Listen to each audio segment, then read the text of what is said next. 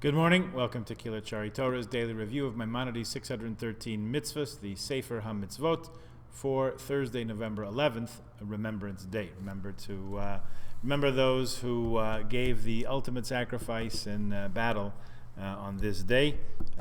Worth it to keep that memory with us all the time. We are speaking in the Rambam's list of prohibitions, negative mitzvot, about the prohibitions involved in kashrus. We started speaking about bugs.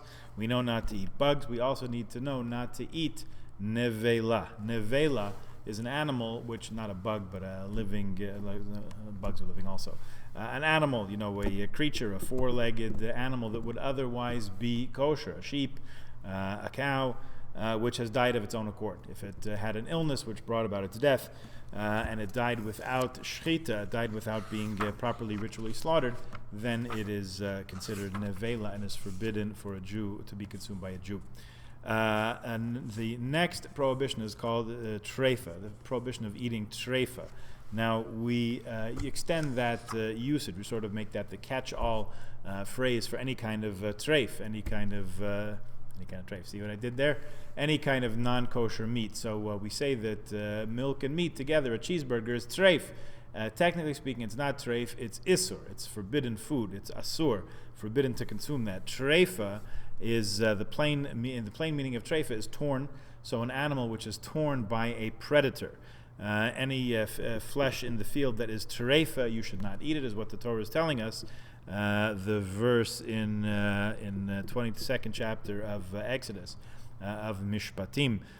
So when animals are set upon by other animals and torn and killed that way, that's called treifa. Also, technically, a animal which is kosher slaughtered with an imperfect knife. So it looks like kosher slaughtered, but it's really not, because there's an imperfection, there's a pagam, some kind of a defect in the knife that causes the animal's, the place where the shechita occurs, to be torn would also be considered treifa, like that. Okay, so we're not allowed to eat non-kosher, and a lot of times we allow the word treifa to stand in for non-kosher. It's technically speaking, it is a highly specific form of animal which meets its end in a non-kosher fashion. That's the strict definition of treifa. But of course, again, as we say, in common parlance, it applies to anything that you're not allowed to eat. Next prohibition, number 183, Aver min hachai, we are forbidden to eat the limb of a living creature. So you can't tear the limb, a leg off a cow and eat it. The rest of the cow is still living. So you say, what's wrong with this? So there's a particular mitzvah here that prohibits us. It really is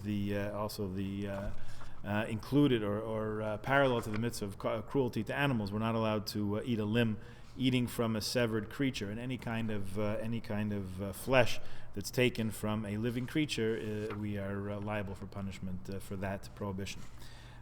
Next prohibition, gid hanasha. We actually had it. When is it? This coming week's parsha, in Parsha Vayishlach, when Yaakov wrestles the malach, the angel, and they grapple all night. And at the end, the malach, the being, the man, whatever it is, touches Yaakov in the thigh and causes him to limp.